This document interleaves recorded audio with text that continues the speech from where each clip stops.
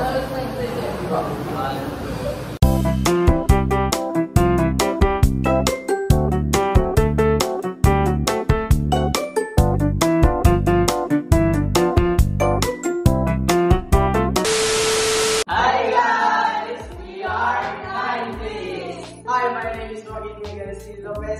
guys, my name is Junior Belpante and Luke. Hi guys, I am Mark Lawrence Esconden and I live in Boracay 16 San Jacinto Street. Ipapayag ko lahat ng delays sa akin.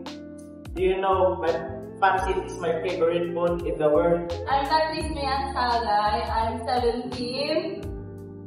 Yun lang. Ano ba ba? Oh, next. I'm Girlfriend Kada and I'm 17. I'm very nice. Tama. Nice naman siya. May kasama pa kami isa si Jiran, pero nabalitaan namin na parang ba't kasi wala siya? Di ko alam siya, nag-bike siya kasi may karera siya, may pumunta siya. Marami niya sa amin kanina. Mas inunan niya yung pag-bisikleta niya kaysa sa project. So guys, nakikita nyo, kumakain po kami ng pansit, pangpahaba ng buhay. Yes. Tsaka bukas mamamatay. Kami mamamatay. So basically, we made this to be our final vlog, I think. Final vlog, or at least yung parang recap, summary vlog of the entire thing na ginawa namin as a group, as a campaign, as an advocacy for our empowerment technologies class this semester 1 of our grade 12. So yung point ng video nito ay parang we'll do a Q&A, and while we're doing that, we're gonna do a mukbang of yung sinabi nga ni Lord ng pansit. Mamaya, meron tayong pag-uusapan. Ano yung pag-uusapan natin? Q&A, parang like kasi yung point kasi ng video nito, we're gonna talk about yung mga experiences natin, yung e-tech class natin, yung mga naging experiences natin during our campaign. Okay, butan, open mo na nga yung mga questions natin para makapag-umpisa na tayo. How do you feel about the entire e-tech journey in this semester? What?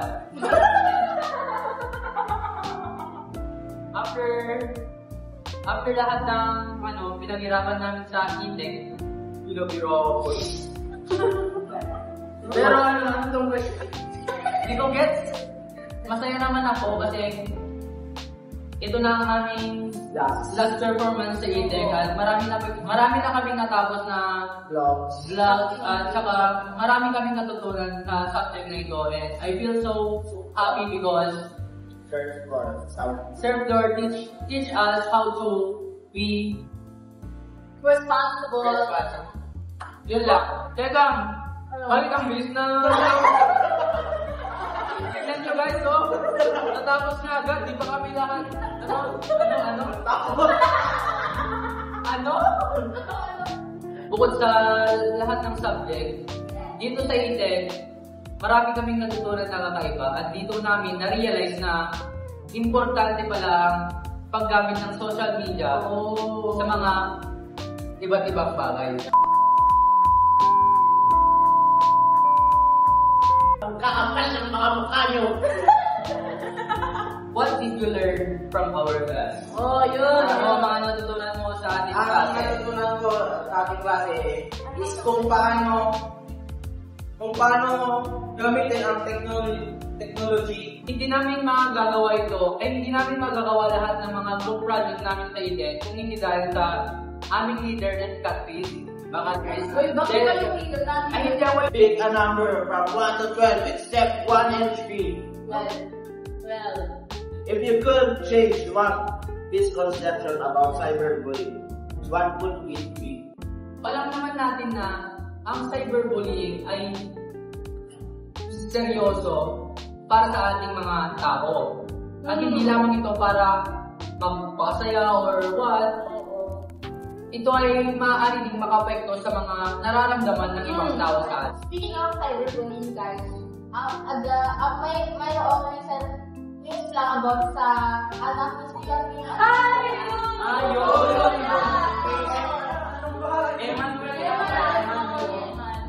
Doon naman lumabas yung mga taong plastic Mga sa tingin ko yung sinasabi ko, yung mga taong mapagpanggap na tsaka lang nila mahal yung tao kapag wala na. Oo. Ayun ako sa kanila!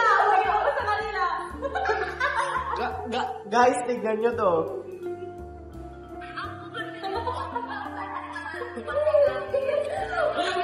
May kumusta ka sa YouTube, baka lang mo.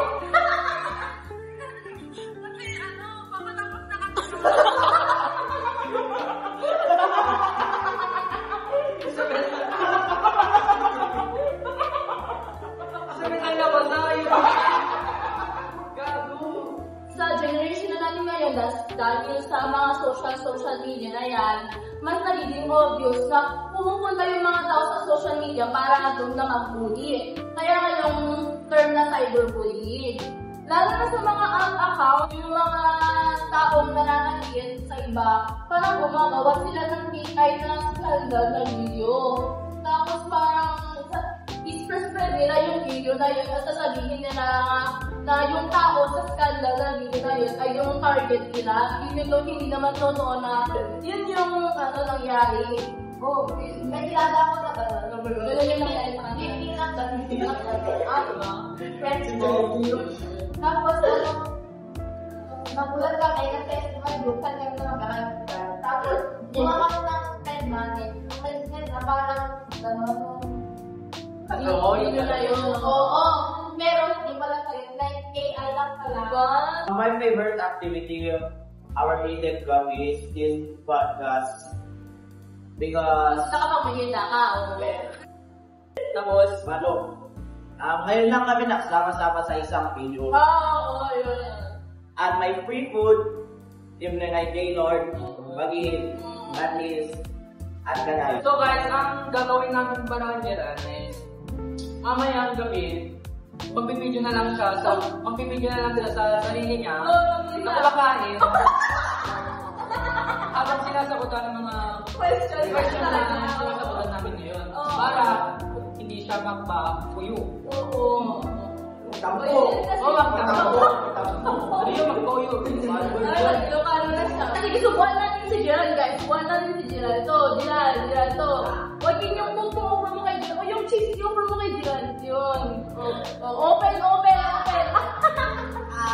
Sa sobrang galing namin guys, dito na kami sa classroom namin naka-video.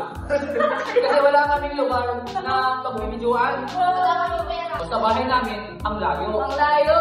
Outside of the city na. Dito sa school na. Kilabutin. Meron silang bisita. At kilawagin naman, Wala silang kalba. Wala pa mo yung bahay sa sabi niya.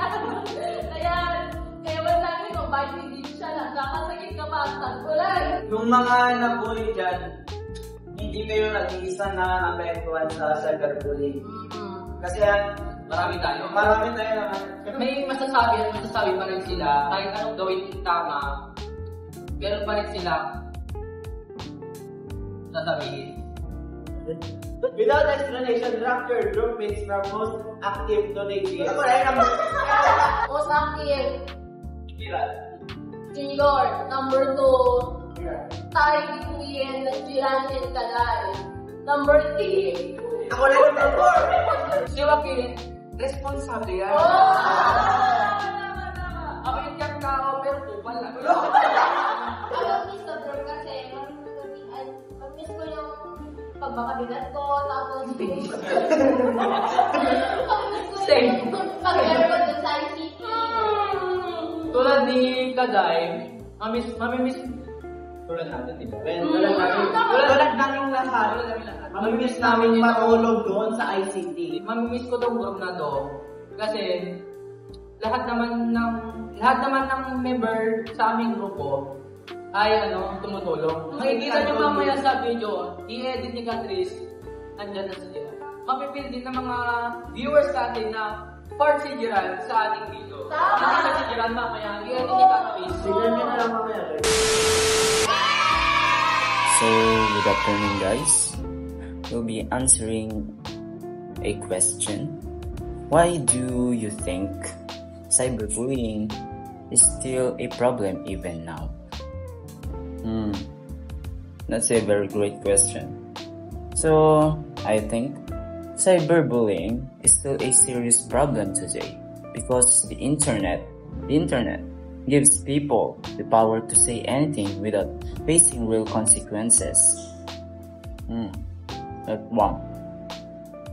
So, why do people say anything they want, and they do not feel guilty about it? So behind screens, it's easy to forget that our words can deeply hurt someone.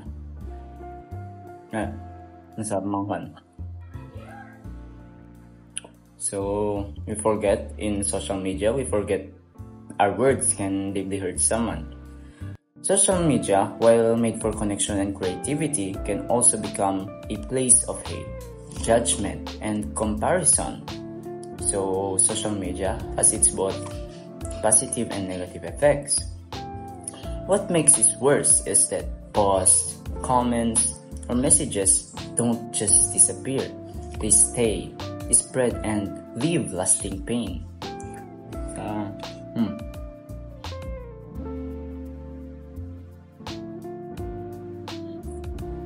So to Gen Z, like me, remember this, we grew up online. We know how powerful the internet can be, how one post can go viral in seconds.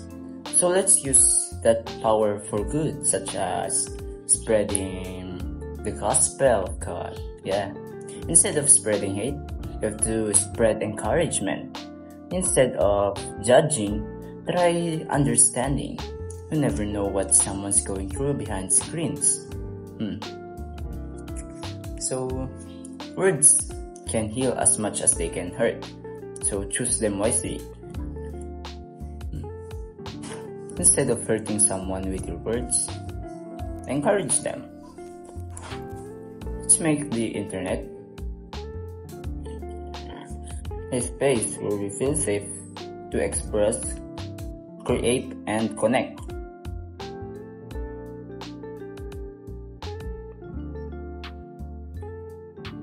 Not one where people are afraid to be themselves. Cyberbullying doesn't stop with laws or filters. It stops when we choose empathy, respect, and kindness. That is all. Thank you.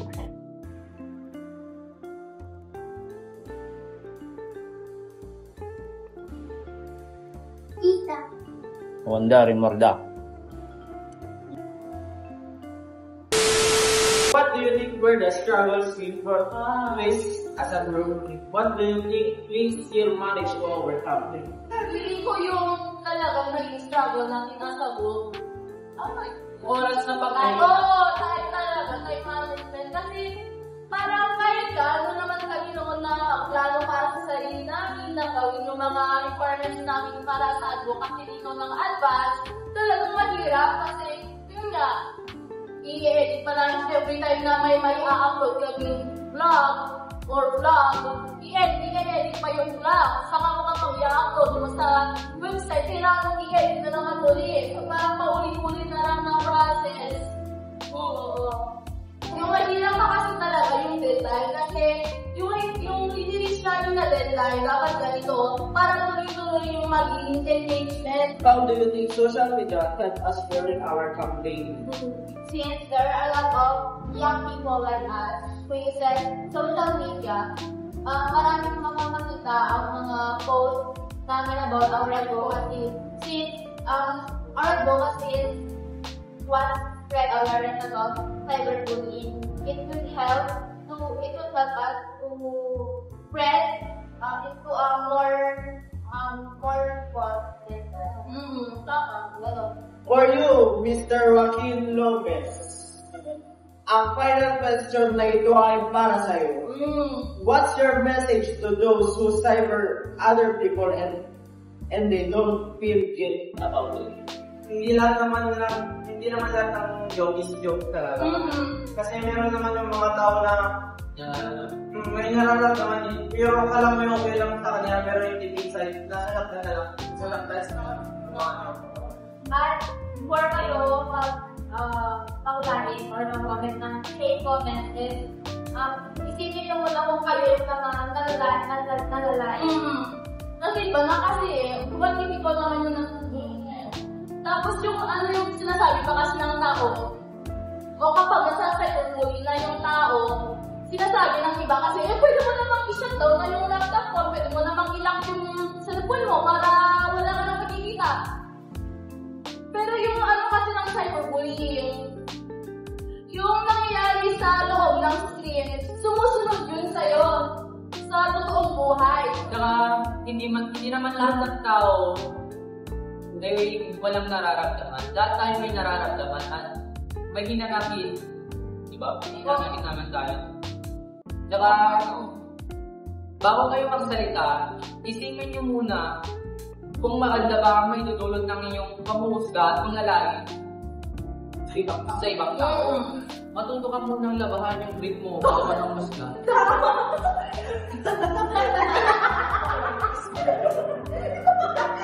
Bakit parang naman? Hindi talaga ako naglalaba. Prinsipe, ang lalaki. Napapalaba ako. Pati na yung drink mo. Guys, kapag umabot to ng 1 million views, kapag umabot to ng 1 million views, pupuntahan namin lahat Ng mga bahay. ng bahay ninyo. Bibigyan namin kayo ng mga tips 10,000 bawat pamilya. O guys, natapos na yung mga questions natin. Wrapping up na tayo, wrapping up. Ilang minutes na yung vlog namin guys, so 40 minutes na. Guys, yung vlog natin sa edit, 20 minutes lang. Okay lang yan. Oh. Proud na proud po kami kapag umabot to ng 1 million views kasi marami po kaming taong na encourage na kung paano gamitin ang social media at kung paano ito makakatulong sa mga iba't ibang problema nila o sa mga ibang tao na nakakaranas ng cyberbullying. Tama. At tingnan nyo si Butet, may sasabihin ako. Si Butet ay malalait din at papanghusgang tao. Minsan lang. Pero nung kasama niya ako, May isang upat dito guys, may isang natawagan upat. siya dahil sa akong mabuting kaibigan na nag-encourage kung paano ayusin ang kanyang sarili. Ay, guys! Thank you all. Masasabi nyo. Thank you so much, guys. Ako si Jaylor El Pande, ang aming Dragor. Joaquin? Hi, my name is Joaquin Miguel Lopez. Yeah. Hi guys, my name is Mark Lawrence Escudero. Tandaan nyo lang to, huwag kayong maglaban ng mga brick. Oh, Calvary, it's your turn. Tapos ako naman si Katrina sa akin. Ako si Juliana Kaday. Pagsasabing, ang buhay ay weather. Okay, yung last is